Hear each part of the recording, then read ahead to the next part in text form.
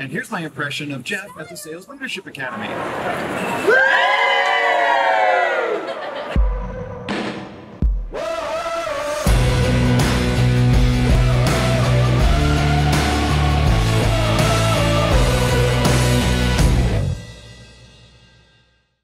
Well, hey, it's Jeff Shore. 2 questions that have come in to ask Jeff. You can send all of your questions to ask@jeffshore.com.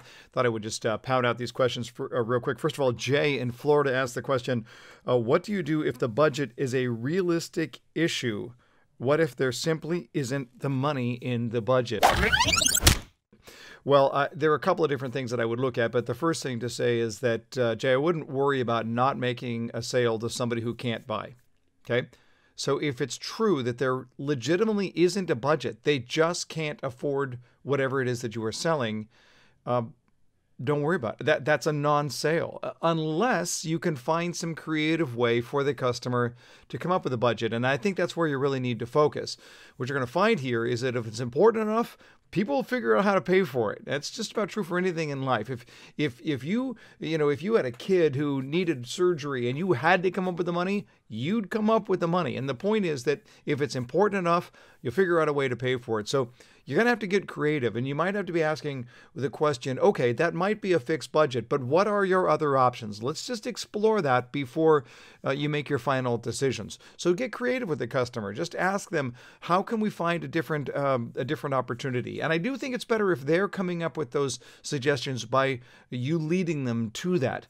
But look, if they just flat can't afford it, if they flat don't have the budget, don't worry about not making a sale to somebody who can't afford what it is that you offer, okay?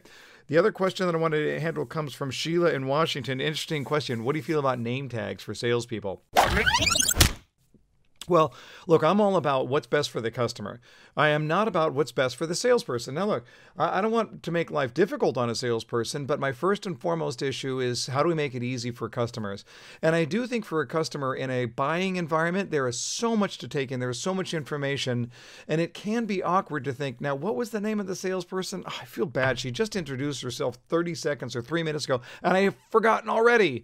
And you might be the same way as a salesperson, by the way. So I would look at it and ask the question, what's best for the customer? What's best for the customer? Now, in many cases, in the setting, it just doesn't make sense.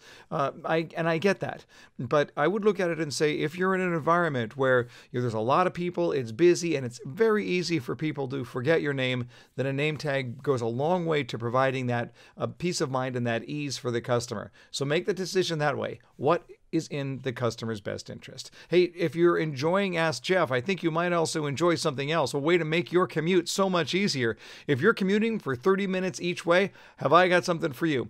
It's the podcast, The Buyer's Mind, where we spend about 30 minutes, just the right length for your drive.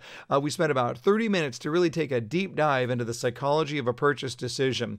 You can go to jeffshore.com/podcast, or you can go to iTunes or Stitcher or anywhere else where you're going to hear your podcast and just download The Buyer's Mind. Subscribe to that. We'll get you those issues out there. I think you're going to love it. We're getting great response from our podcast. So subscribe today to The Buyer's Mind. We'll see you next week.